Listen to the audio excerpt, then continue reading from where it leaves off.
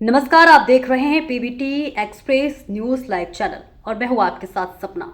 चलिए रुक कर लेते हैं आज की बड़ी खबरों की ओर। देखिए, कल जो इलेक्शन कमीशन का जो प्रेस नोट आया उसमें हम लोगों ने देखा है कि 52 या 55 लाख के करीब जो है अनुपस्थित पाए गए हैं। और भी अलग अलग हैं, कुछ मृत लोगों का कैटेगरी में दिया गया है, कुछ जो है दूसरे विधानसभा से दूसरे विधानसभा के वोटर बन गए हैं।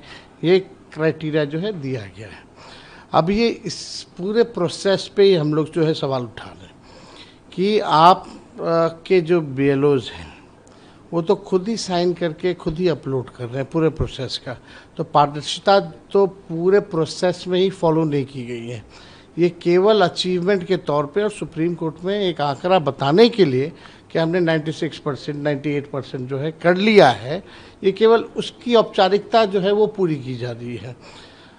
बहुत लोगों के पास जो है डॉक्यूमेंट नहीं है, तो कुछ स्पेसिफाई तो किया नहीं गया है कि कौन से लोग ने क्या डॉक्यूमेंट किया है, कितने लोगों के पास नहीं है, उनका क्या हो गया, अभी भी क्लैरिफाई नहीं किया गया है। सुप्रीम कोर्ट की सलाह के बाद भी कि आधार हो, मनरेगा हो, राशन कार्ड हो, जॉब कार्ड हो, ये सब इंक्लूड करेंगे कि नहीं करेंगे, उसका क्या होगा।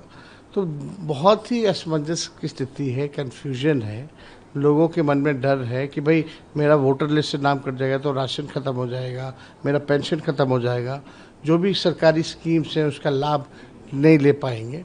तो ये संकट जो है आ रहा है। लेकिन कुछ लोग जो सूत्र से सवाल सूत्रों से जो प्लांट न्यूज़ करा रहे थे या सूत्रों की जो खबर थी कि भाई विदेशी आ गए हैं वोटर, तो सुप्रीम कोर्ट में हलफनामा इलेक्शन कमीशन ने दिया है 700 से भी अधिक पन्नों का। उनमें कहीं भी बाहरी फॉरेनर्स, विदेशी मूल के लोगों का कहीं भी जिक्र नहीं है।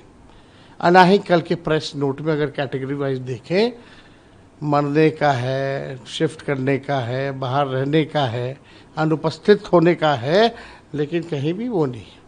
तो ये पूरी तरीके से अब हमको लगता है कि वोटर्स जो हैं वो सरकार चुनती थी, वोटर्स सरकार चुनती थी, अब सरकार वोटर्स को चुन रही है।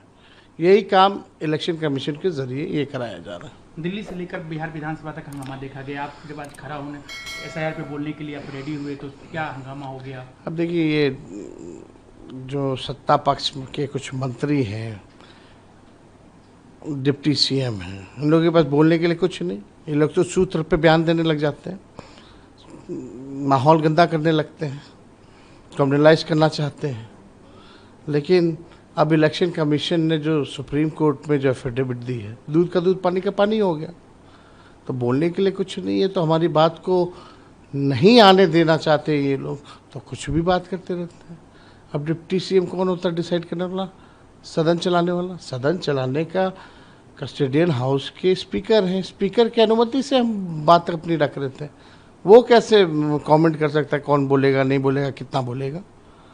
जब आप बोल रहे थे नीतीश जी भी आपसे देखिए, Nitish ji out of subject हो गए थे और हम सब लोग कारण जान रहे हैं। उनके हम लोगों को चिंता है, उनकी सेहत में जो गिरावट हो रही है इस चीज़ को लेकर के, तो हमारी पूरी संवेदना है। लेकिन इस प्रकार से आप समझ सकते हैं कि हाउस में चर्चा SIR पे हो रही है, मुख्यमंत्री को पता ही नहीं कि क्या चर्चा हो रही है, और वो जो रटा रटाया उनको जो याद है वही एक ही बात जो है वो बोलते रहते हैं। तो आप समझ सकते हैं कि अब बिहार चलाने की स्थिति में नीतीश कुमार जी अब नहीं है। और अंदाज़ा भी लगाइए, जितना अपहरण ये वो भ्रष्टाचार बढ़ गया है, जितना अपराधीकरण बढ़ गया है बिहार में, अपराध बढ़ रहा है, तो आप समझ सकते हैं कि नीतीश कुमार जी तो चला नहीं रहे, तो चला कौन रहा है बिहार? तो इसमें बड़ा सवाल पैदा होता है और ये स्पष्ट हो गया। हमको नहीं लगता कि माननीय मुख्यमंत्री जी को SIR के बारे में भी पता है कि SIR इलेक्शन